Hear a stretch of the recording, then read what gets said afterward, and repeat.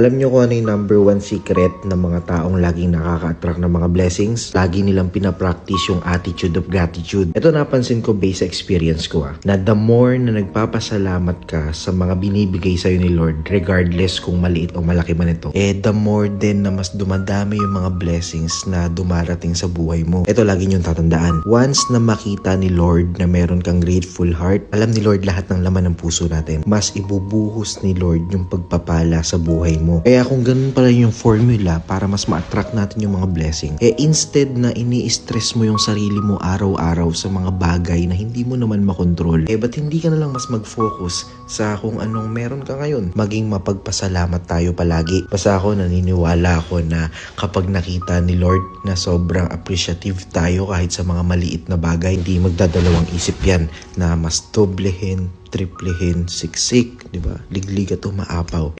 Nasa palad mo ang pagbabago ng takbo at wala